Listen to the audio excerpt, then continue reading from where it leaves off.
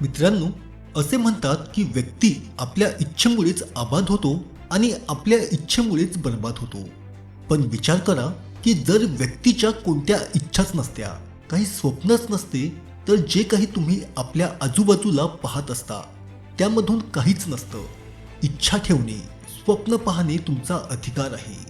पण जे लोक फक्त स्वप्न पाहतात, मोठ्या मोठ्या गोष्टी करतात, पण त्याला पूर्ण करण्यासाठी काहीच नाही करत, ते बर्बाद होऊन जातात. मित्रांनो, आपल्या इच्छेची, आपल्या स्वप्नांची एक किंमत असते आणि ते तुम्ही आपल्या मेहनतीने चुकवू शकता. जर तुम्ही मेहनत करण्यासाठी तयार आहात तर तुमच्या इच्छा, तुमचे स्वप्न तुम्हाला ती प्रत्येक गोष्ट मिळवून देऊ शकतात, जे इतरांसाठी अशक्य आहे. तर जर तुम्ही स्वप्न पाहत असाल, आयुष्यात काही मोठं करण्याची, काही मिळवण्याची इच्छा ठेवत असाल, तर मी समोर जे काही सांगणार आहे ते पूर्ण ऐका, लक्षात ठेवा आणि अंमलात नक्की आणा. कारण की अंमलात न आणता या गोष्टी तुमच्यासाठी बेकार सिद्ध होतील. यश तेव्हाच मिळतं जेव्हा तुमचे स्वप्न तुमच्या बहाण्यांपेक्षा मोठे होऊन जातात. काही लोक प्रत्येक मार्गावर अडचणी शोधून घेतात, तर काही लोक असे पण असतात जे प्रत्येक अडचणीतून एक नवीन मार्ग शोधून घेतात. म्हणून आयुष्यात समोर जायचं असेल तर हा विचार नका करू की तुमच्या मार्गात किती अडचणी आहेत, तर हा विचार करा की या अडचणीमधून कोणती संधी शोधून काढता येईल. ज्या दिवशी तुम्ही आपल्या वाईट परिस्थितीमधूनही संधी शोधून काढणे शिकून घेतलं, त्या दिवशीपासून तुम्हाला तुमचे यश स्पष्ट दिसणे सुरू होऊन जाईल. जर तुम्ही एकट्या आनंदी नाही राहू शकत, तर तुम्ही जगात कोणासोबतच आनंदी नाही राहू शकत. कारण की आनंद तुमच्या आतून येत असतो, लोकांच्या सहवासाने नाही. आपण नेहमी अशा लोकांना शोधत राहतो ज्यांच्या येण्यामुळे आपलं आयुष्य बदलून जाईल.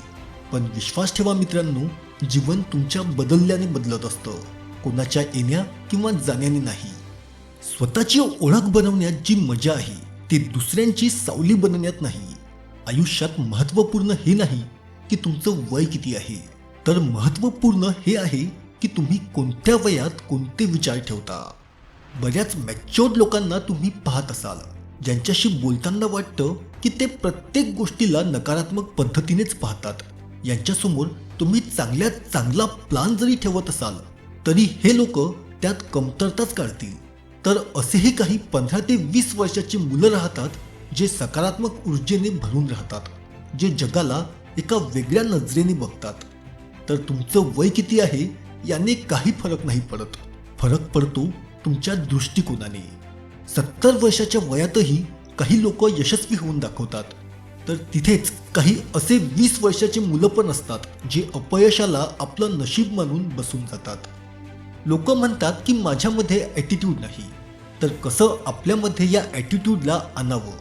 तर ज्याला आपण ॲटिट्यूड म्हणतो तो तेव्हा येतो जेव्हा तुम्ही काही केलं असेल, जेव्हा तुम्ही आपल्या अडचणींचा सामना केला असेल, जेव्हा तुम्ही आपल्या मेहनतीने लोकांचं तोंड बंद केलेलं असेल, जेव्हा तुम्ही यशाला आपल्या दमवर मिळवून दाखवता, तेव्हा हा ॲटिट्यूड आपोआप तुमच्यामध्ये येतो.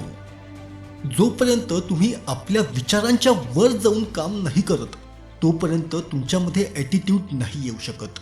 तुम्ही पण यशस्वी होऊ शकता, फक्त स्वतःला दिलेल्या वचनाला पूर्ण करणे सुरू करून टाका. इतरांच्या आयुष्यात डोकवल्याने काही नाही मिळत, स्वतःमध्ये डोकवून पाहणे शिका. विश्वास ठेवा, तुमच्यामध्ये असं खूप काही आहे जे तुम्हाला आनंदी ठेवू शकतं.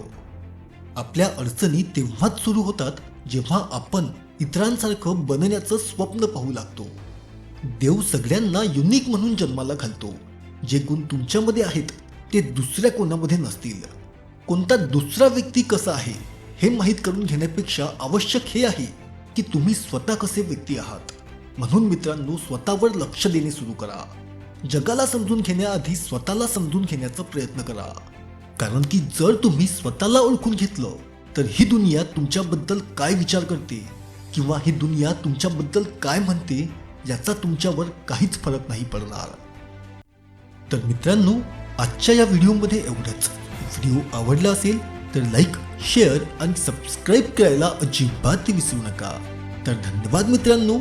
जय हिंद, वंदे मातरम.